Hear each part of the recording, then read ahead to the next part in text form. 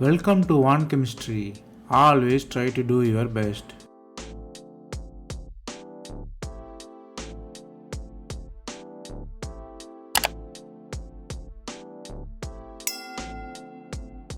Now, let us see about 100 conversion in organic chemistry. We are seeing it as episode. This is the episode number 70. If you didn't watch previous episode, I encourage you to go and see. Here, we solve 5 problems step by step. Stay tuned.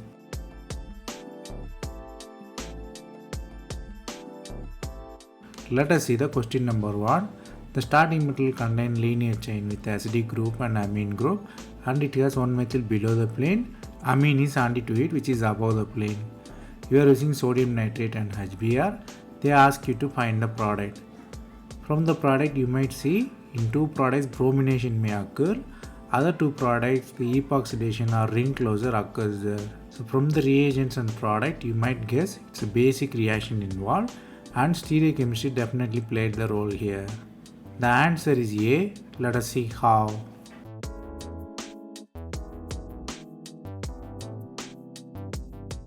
The starting metal contain amine, you are using nitrate. So what really happens is diazonium ion formation will be the N2 plus formation. N2 plus is the good leaving group. You have N2 plus and near acid group, so neighboring group participate there. The oxygen donates help the nitrogen group to leave there. So nitrogen group leaves and you have new 3-member ring formation which contain ketone and oxygen. Here the mechanism is SN2, so attack is from backside, so you have oxygen backside. Next step, bromine attacks. It is also attacked from the opposite position, so it is above the plane. It's again the SN2 reaction. So 2 SN2 reactions consecutively happen. So the bromine is above, which is anti to the methyl group. So the answer is clearly A. So if you consider overall, you convert NH2 to Br with retention in configuration. Where the NH2 is there you get Br. This consecutive 2 NH2 and assistance of oxygen is called neighboring group participation. It is basically 2 SN2 reactions. Here you have to remember 2 important things. One is SN2 reaction is backside attack, always inversion of configuration. Second thing is neighboring group participation.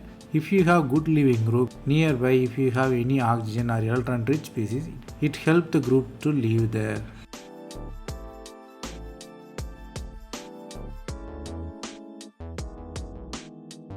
Then the question number 2. The starting metal is cyclooctatetraene and you are using heat and osmium tetroxide and NMO.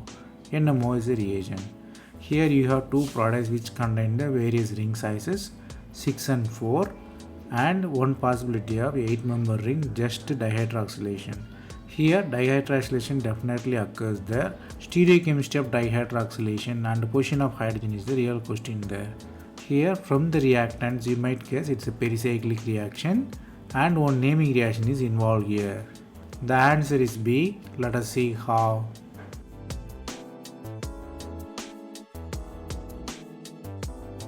The starting metal contains the 8-member system, but the ring involves only 4 and 2 pi electron and you are using thermal condition. So 4 and plus 2 thermal condition, you have disrotation. Disrotation leads to the ring contraction there.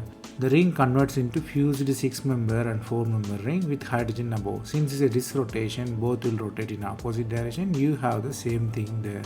Then the next step, you are using osmium tetroxide and NMO. NMO is N-methyl morpholine oxide. It is a reoxidant for osmium tetroxide. So it will help the osmium tetroxide to regenerate. It doesn't involve in the reaction. It's involved only with catalyst. This reaction is specifically called as upzone dihydroxylation. So what really happens is it's a cis or syn dihydroxylation. This oxidation process is a syn process here. So the answer is clearly B there. Here you have to learn 2 important things. Whenever you have conjugated system, you might think of pericyclic reaction. You have to count pi electron involved and the condition, whether it is thermal or light. Second thing is upzone dihydroxylation. Here you are using osmium tetroxide and NMO. The NMO reagent you might know, it is specifically for this reaction.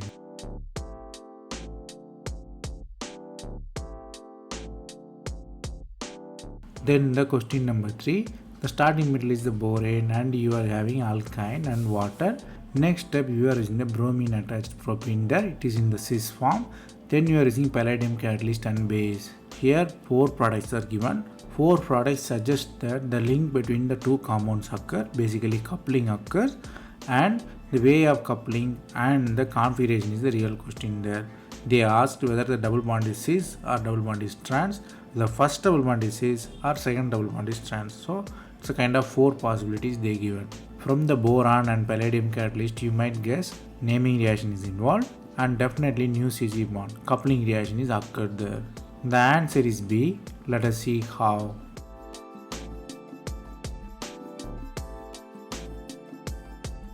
The starting metal contains boron, you are using the alkyne.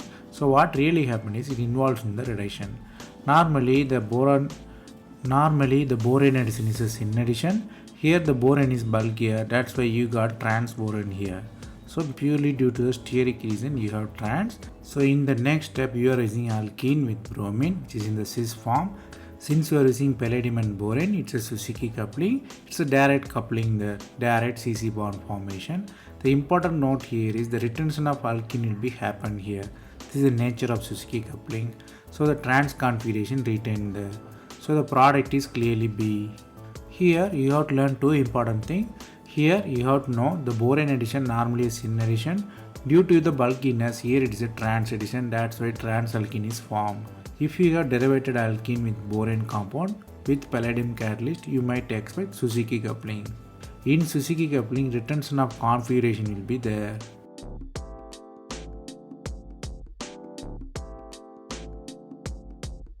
Then the question number 4. The starting metal is linear system with alkene, which is in the trans form.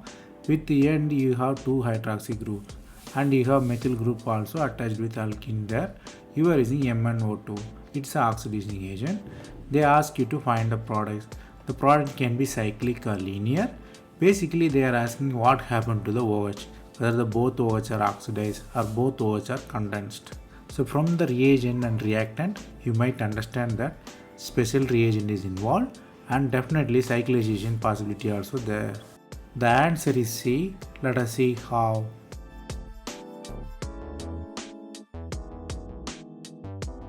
The starting metal contains 2 types of alcohol. One is primary alcohol, another is allylic alcohol.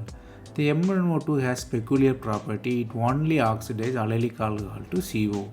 So you have conjugated ketone there. So we rewrite the same product for cyclization. So we bring CO and OH nearby by rotation of bonds. So we involve in the cyclization, which is intracondensation. So new CO bonds and CO becomes COH there. So new CO bond is formed. Again the formed OH is allylic OH. So again MnO2 attacks, you have conjugated ketone again. So clearly the same reagent involved in the 2 places. Here you have to learn only one important thing, which is MnO2. MnO2 is a special reagent, it only involves in the oxidation of allylic alcohol. So whenever the allylic alcohol is there, it converts COH into CO, ketone group.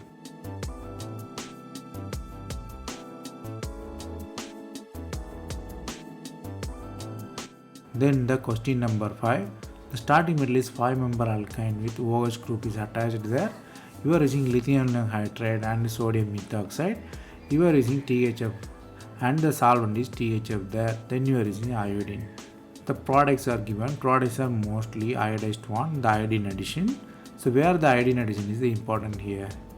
So lithium aluminum hydride is a reducing agent. So you have to look which way the reduction happened. The reduction happened in the cis way or trans way. Where the iodine attacks, how the alkene formation is the question here. So you have to understand that reduction definitely occurs and stereochemistry also played the role here. The answer is A. Let us see how.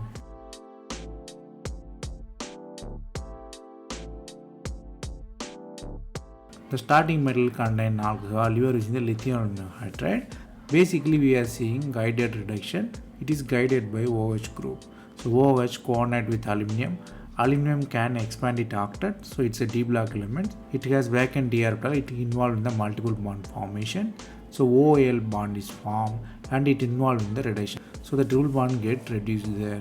Since the aluminum attacks, hydrogen leaves there, so hydrogen transfer definitely occurs. So the reduction happens. Then you are using the iodine. So iodine open the ring, you have new iodine attachment. Again, if you do workup with solvent, the aluminum leaves, you have final product A. Here you have to learn two important things. One is lithium aluminum hydride guided reduction. The guided reduction, oxygen help for the reduction.